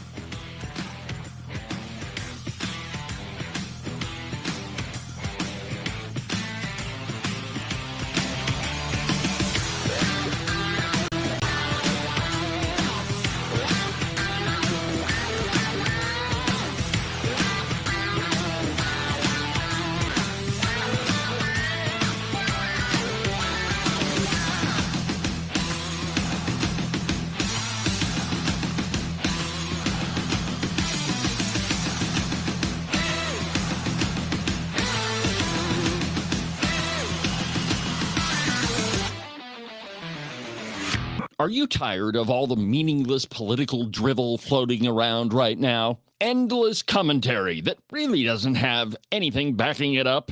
Do you long for the days of true investigative journalism coming from an authoritative source who really doesn't care how popular and apparently good-looking a politician is? Fortunately for you, that's what I do on Cowboy State Politics. New episodes are published every Monday, Wednesday, and Saturday, and you can get them anywhere that you get your podcasts. iHeartRadio, iTunes, TuneIn, really any of them will work. But the easiest way is just to go to the website, cowboystatepolitics.com. There, you can find all of the shows, as well as any of the articles I might bring up during the course of the program. Cowboy State Politics Live, the program you're listening to right now, is broadcast every Tuesday through Friday, beginning at 8 a.m. Pay attention to all of that other block-headed nonsense if you want. Just make sure that you don't miss an episode of Cowboy State Politics. And now, back to our program.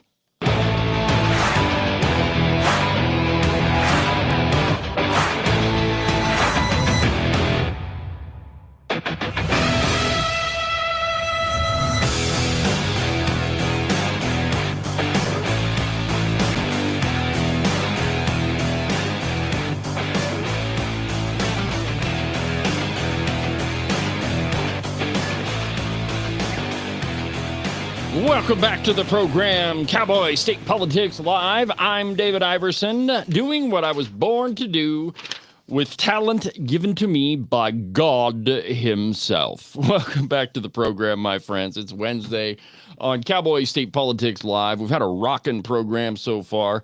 If you missed the interview with Representative Hageman, of course, you can always go back and watch the replay of this program, but you can also catch it on the podcast, which will be released probably about 11 o'clock right after I finish today's show. I'll go put the podcast together, and today it's going to be the interview with Representative Hageman. There's a lot of really interesting stuff in there if you missed it.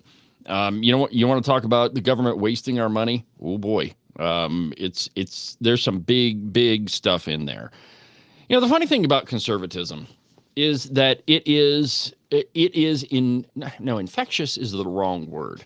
Conservatism has a tendency to force even liberals to tell you the truth.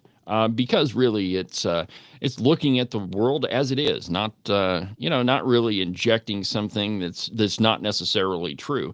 When it comes to the Constitution, we spoke about the Supreme Court earlier. What the Constitution says, what it means, and what it doesn't say, and what it doesn't mean. But it infects even the most dedicated of liberals. And in this case, this time around, it's Bill Maher.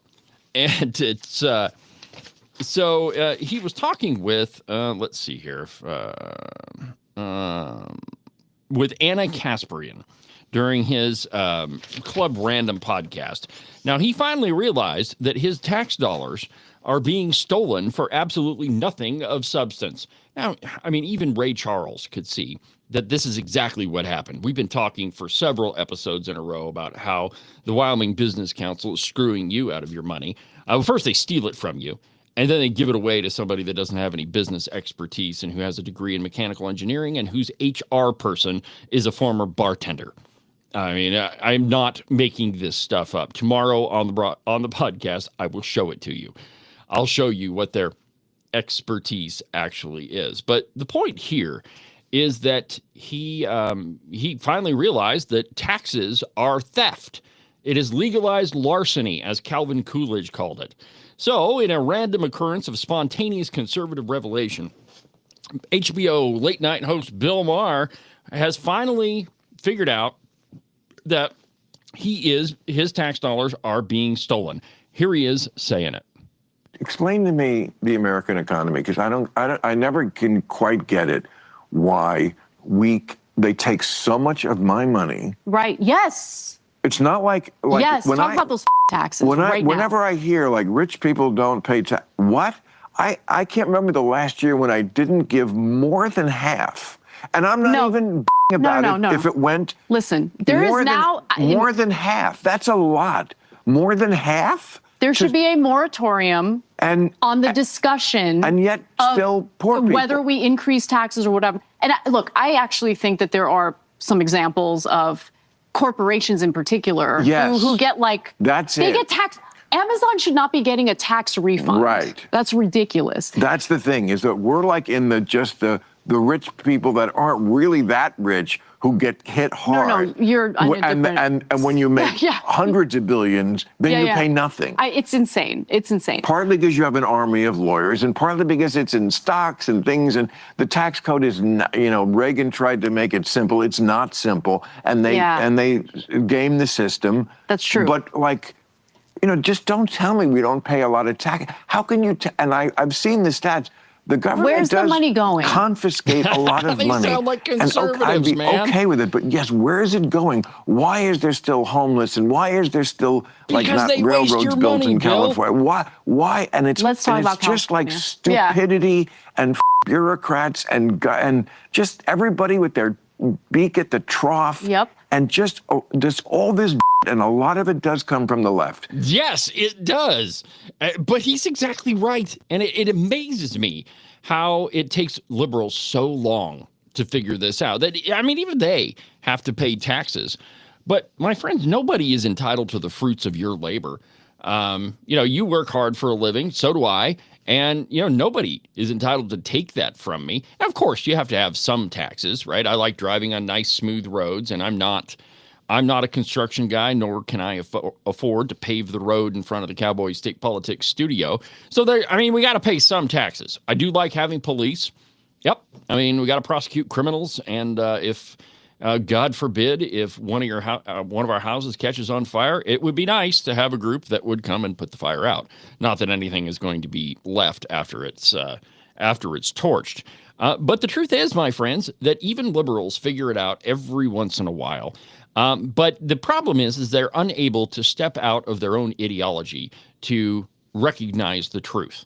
And that is that that your money, your hard-earned labor, the fruits of your labor are being stolen. And now let me give you an example. Why does the state of Wyoming end up with all of this leftover money? The governor in his budget says we need to put $931 million or 913 or whatever it is, $900 million into the bank. Well, where did that $900 million come from? It's your money. That's where it came from. And if there is an excess in tax dollars, it means that you're taxing too much, that we should only tax that much that is absolutely necessary for the essential functions of government. Now, what liberals try to do is they try to broaden out the definition of what those essential functions of government are. And so you end up with this giant bureaucratic state that takes as much money as humanly possible from you, and they use it on all sorts of dubious causes like the Wyoming Business Council. And that's just one example. The Department of Health has a tremendous budget in the state, and nowhere in the Constitution will you see that it's the government's job to provide you health care.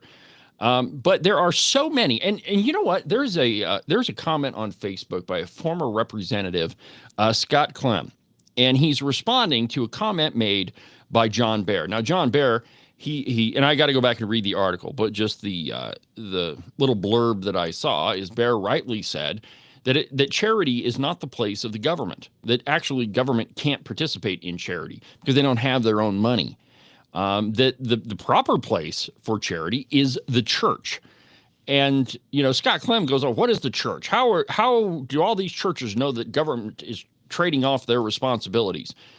It's not the responsibility of government to make sure that you have health care or to feed the poor or to any of those things. That is the place of private organizations, which is why we have all of those, which is why those outfits are not taxed. But the problem is that state governments get involved in a whole bunch of things that they don't have any place being involved in. Healthcare is one of those. Medicaid expansion is another one of those.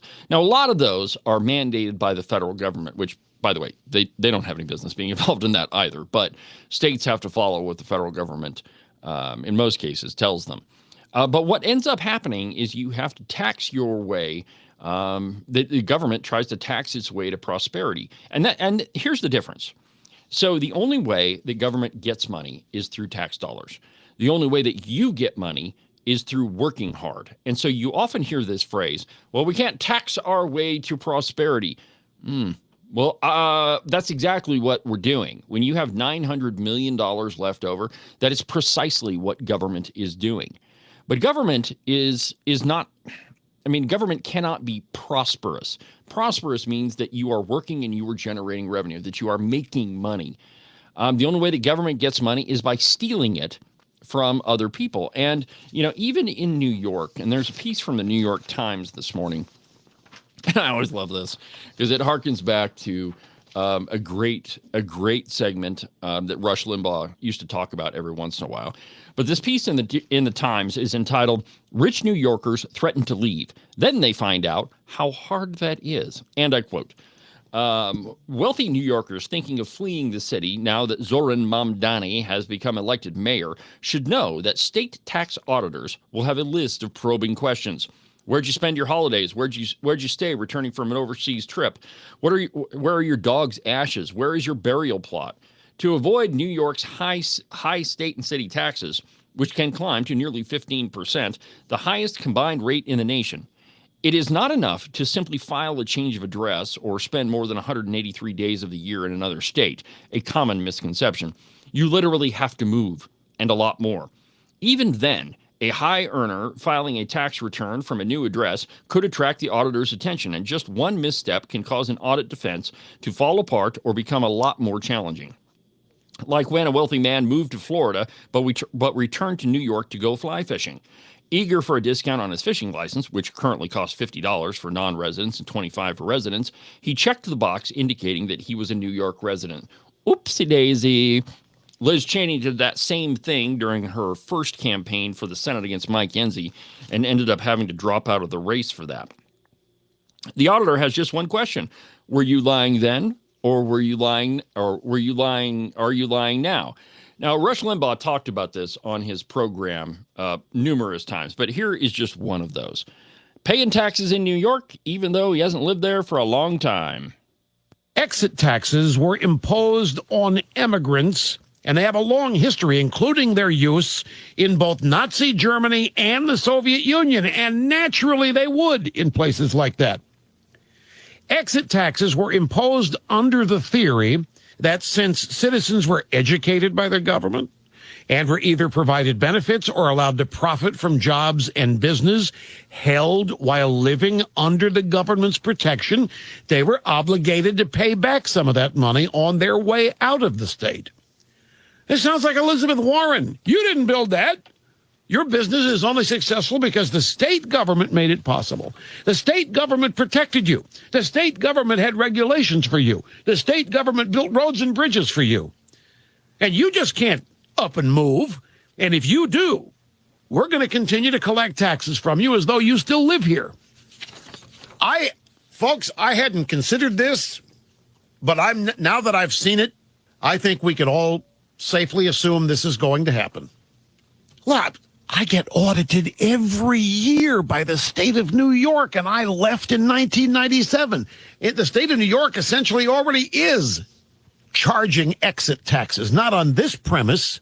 They claim that I'm there a certain number of days a year when I don't go there anymore, and I have to prove it every year 14 different ways for the number of days they allege that I'm there. I report I haven't worked there this year. They say, prove it. 14 different ways, 365 days. The latest audit's been going on 9 months. For a year, I was never in New York. And this happens to everybody that leaves New York. For particularly a state that has no income tax, like Texas or Florida or Kentucky. So what the premise here is that if you decide you're going to leave California, and thousands of people a day are, for Idaho or any other low tax or no income tax state, the premise here is the state you're fleeing can still charge you exit taxes because there you go. You benefited from that state government when you lived there. Now, what does this mean? What is abundantly clear now is that our government, federal and state, no longer exists for the people. The reality is now the people exist for the government. Whether you like it that way or not, it's not the point. The point is the Rubicon has now been crossed. All right, so you get the idea that states charging exit taxes. And fortunately, in Wyoming, we don't have a state income tax yet. But I mean, that doesn't mean that you ought to rest on your laurels about that one, because there are people in the Wyoming legislature that absolutely would love to have a state income tax. Nancy Case is one of those. And I mean, there's a lot of them. There have been several proposals over the years. The first one that I reported on this show was called Tax Reform 2000. That was to create higher taxes. And then it was Vision 2020. That one got killed in committee. And then the last one was Steve Harshman, and he knew he wouldn't get a income tax passed. So what he tried was to do away with property taxes and jack up sales taxes, and then hit a bunch of services afterwards. That was his whole plan. So I mean, you got to be aware of this, because don't think for a second that those money-grubbing bureaucrats in Cheyenne wouldn't want to take more of your money, even though they have $30 billion worth in the bank account. Oh, and I love this argument too. Yeah, well, a lot of those are in different funds that we can't touch. So really, we don't have that much. We don't have $30 billion. Where'd all that money come from? Where did all that money come from? Well, it certainly didn't come from government, because you can't make your own money. Speaking of your money going to dubious places, in the governor's budget, there is a proposal to give money back to NPR. I'm not even kidding you. Wyoming Public Broadcasting. There's literally two provisions in there in the governor's budget. One gives money to Wyoming Public Radio, and the other one is for Wyoming PBS. And it's several $1 million worth. Well, I found this piece this morning talking about how really what they're talking about is this idea of remigration. Trump mentioned it in a Truth Social post not that long ago, that Western civilization is being taken over. And I mean, this is the theory, right? It's most people talk about this as the replacement theory. I don't necessarily ascribe to all of it, but I am a realist and I can see what's actually happening. For example, in the UK, there are over 80 Sharia courts in the UK. Last time I checked, the UK was not a Muslim country. Well, it wasn't in run by the Taliban or the what do they call it? The Ayatollah or anything like that. It's still a parliamentary system, allegedly, but still, they have 80 Sharia courts. There are places in the United States where Dearborn, Michigan is one of those. The guy that just got elected as mayor of New York, he is absolutely an Islamist. So don't think that this isn't happening. And what happens is it's this belief in multiculturalism, that your culture moves in and you just start taking over larger parts of wherever it is, whatever town you're talking about. Earlier this week, I brought you the story of, trying to start that the Muslim community in Texas of all places. Well, they were talking about this on NPR, and I thought I would bring you a piece of this just to show you what the governor wants to spend your money on. That this is the type of content that you're going to be getting, and it's why the Wyoming governor wants to spend your money, and constantly on Wyoming PBS or on Wyoming Public Radio, they have this program called All Things Considered. All Things Considered. It makes you think like you have to have a pipe. You're sitting in your chair considering all of this. Most of this stuff you don't want to consider. So take a listen to this, and then we'll talk about it. After an Afghan national was charged in the ambush of two national... Okay, again, this is All Things Considered on NPR. National Guardsmen last month in Washington, D.C., the U.S. has further restricted immigration from 19 countries. President Trump has also revived a call for, quote, reverse migration, a once fringe idea that has become a mantra for this administration. NPR domestic extremism correspondent Odette Youssef joins us now to talk about all of... They have a correspondent about domestic extremism. I'll give you one guess as to what her focus is. It's not Islamic Jihad or the Ayatollah. It's you and me. It's single white males. That's domestic extremism to NPR. But anyway, consider some more of this. Hi, Odette. Hey, Elsa. Okay, so where exactly within this administration are you seeing these calls for reverse migration or re-migration, as it's sometimes referred to, right? Wait for it. Right. So President Trump on Thanksgiving Day posted to social media about how immigration policies have hurt, quote, gains in living conditions for many. And he said only reverse migration can fully cure this situation. But also... In other words, deport them. If you're not legally allowed to be here, get the heck out, and we'll give you the lift. That's what he's talking about. The State Department's proposed reorganization plan included a new Office of Remigration, and the Department of Homeland Security has called for remigration on social media posts.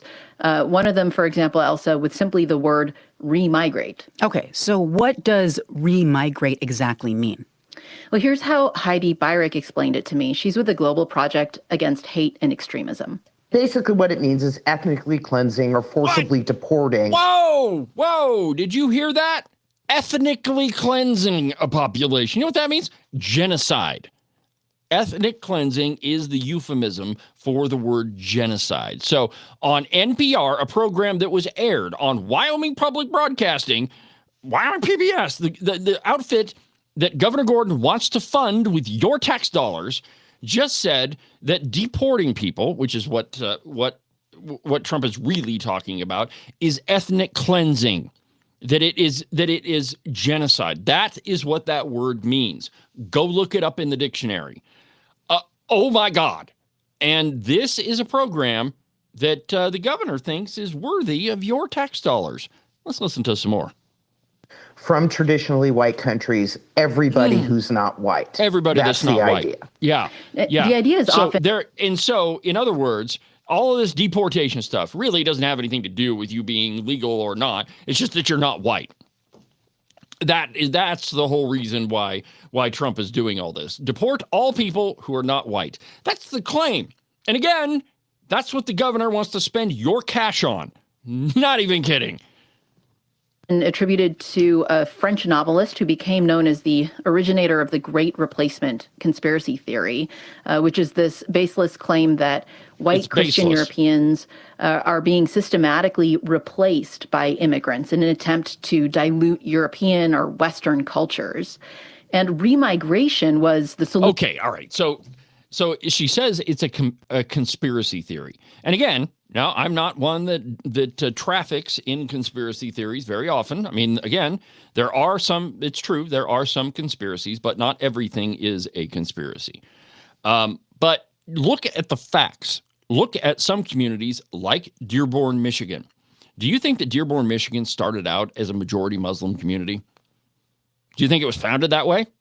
Do you think that originally we had the Muslim call to prayer broadcast on a loudspeaker in the town? Do you think that actually happened? Or do you suppose that it was founded by another group of people? Okay. So what about communities where it's pretty hard to get anything done if you don't speak Spanish, like in California? Why is it that we have government documents that are printed in Spanish? Why is it that when you call a government agency, you always hear this stuff? And this is this has been a stuck in my craw for a while. Why do I have to press 1 for English? Why not just speak it in English? Well, the reason for it is we have this belief in multiculturalism that, it doesn't really matter if you don't speak English, you can speak Spanish. It doesn't really matter if you are a Muslim and the truth is, I don't have any problem with a mosque in a community. I don't have any problem at all. In fact, that's your constitutional right to practice your religion. But that does not mean that you get to completely do away with American culture in favor of your own. The idea is that we have a melting pot, that you bring the best of your culture in, and it goes into this big pot of soup, and we come out as the American culture. But to just claim that this entire idea of replacement is a conspiracy belies what's actually happening. The new mayor of New York, he's flat said that he doesn't agree with Israel. In fact, he's pretty anti-Semitic. On the program, I have played for you several sound bites where he absolutely is. You can't tell me that he doesn't have an antipathy towards white Christians. You can't tell me that. Are there white Christians being killed across the globe? Yes, in huge numbers. I brought you a couple of stories from Nigeria where it's happening. And so to just say that it is a blatant conspiracy that this replacement thing is happening, well, I don't necessarily think that all of it is true. I think that you can look at the evidence and say, well, it's obvious that that's happened in some communities. Let's continue with more of this bull crap. He proposed. And the idea was that it would be a kind of organized removal of immigrants and even the children of immigrants. That's called deportation, right? If you're not legally allowed to be here, you get deported. That doesn't mean that it's ethnic cleansing, nor does it mean that it's trying to fight against this replacement theory. That means you're not legally allowed to be here, that you are a criminal by virtue of breaking the law coming into this country illegally, and therefore you deserve to be deported. And Elsa, these were fringe ideas earlier this century, but they are now associated with a movement that cuts across Europe, known as the identitarian movement, and which has increasingly informed party politics there and here. Right now. Okay, so talk more about that. Like, how have these ideas become mainstream today? So the change is attributed to an extreme right Austrian political activist named Martin Sellner. He's a former neo-Nazi. And now he heads up an international network called Generation Identity. Yeah, so if you even broach the subject of this, you're automatically a racist. You are a neo-Nazi. That's where all of these ideas come from. And if you listen to the rest of that, and I'm done listening to NPR for this month and perhaps this year, hopefully, unless they say something stupid. But think about it. This is the outfit that Governor Gordon wants to give your money to. Yeah. There's two provisions in there. There's public radio and public broadcasting. And Governor Gordon has those two things in his budget. So let me ask you, Governor Gordon, why is it that you want to fund such a racist organization? And secondly, why are we giving money for public TV? Why are we giving money to broadcast a liberal message, a completely, almost entirely one-sided message? Why is it that they need money? Oh, I get it. So because they can produce all of the interim committee meetings, because they're the ones that run all the tech for it. I get it. Why not just contract them to do that and not give our taxpayer dollars to them in the form of a grant so that they can push crap programs like this racist POS on us? How about we do that? How about we not give away tax dollars to a bunch of racists? I think that's a fantastic idea. Or at the very least, an organization that is going to call us racist. Just absolutely amazing, my friends. Well, that'll do it for another busy broadcast, 2 hours on the program. Have a good rest of your day, and we'll talk again tomorrow. Again, if you haven't signed up for the newsletter, it's coming out tomorrow morning, so if you want a copy of it, you better give me your email address. You can go to cowboystatepolitics.com and fill out the pop-up, hit submit, and it will send me an email, and I will put you on the list. That way you can get a copy of the Outrider. I'm super excited about that. I mean, I really do enjoy putting it together. So there's that. And then don't forget about the podcast. There has been a ton of information the last few episodes about the Wyoming Business Council, about what they're doing, about Josh Durrell. And I mean, there's a ton of information in there. So make sure that you don't miss the podcast. Today, if you missed the interview with Representative Hageman, you can listen to it on the podcast. It should be, I think I'll have it up about 11 o'clock. It shouldn't be that hard to put that episode together. So anyway, my friends, we've come to the end of another busy broadcast day on the program. I'm David Iverson, and this, my friends, is Cowboy State Politics. Have a good afternoon. Talk to you tomorrow. See you later, my friends.